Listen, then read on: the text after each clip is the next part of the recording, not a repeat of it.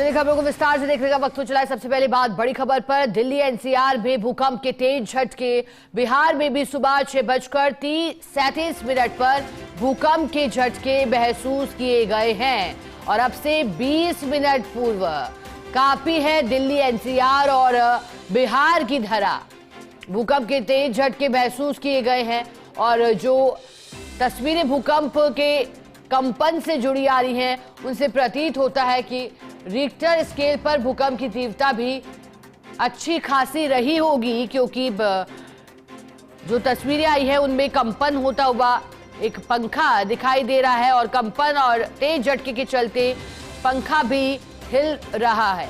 और ऐसे में जब अल सुबह ही भूकंप के झटके महसूस किए गए तो ऐसे में लोग अपने घरों से बाहर दौड़े और अपनी जान बचाने का प्रयास किया गया।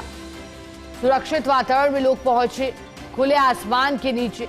लेकिन बता दें कि अभी तक ये साफ नहीं है कि तीव्रता क्या रही भूकंप की, लेकिन दिल्ली एनसीआर साथ ही साथ बिहार में भूकंप के झटके महसूस किए गए। हालांकि देखिएगा, प्राकृतिक आपदा, भूकंप और ऐसे में कई कारण बताए जाते हैं भूकंप के पीछे की। एक गणितीय पैमाना भी भूकंप को मापने के लिए होता है, जिसको रिक्टर स्केल के माध्यम से मापा जाता है।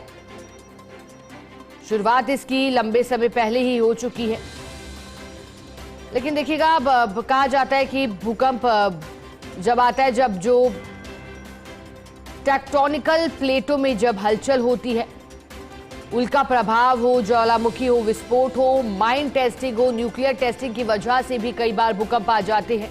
कई बार कुछ अन्य कारण भी होते हैं जिसकी वजह से भूकंप आते हैं। भूकंप की तीव्रता भी मापी जाती है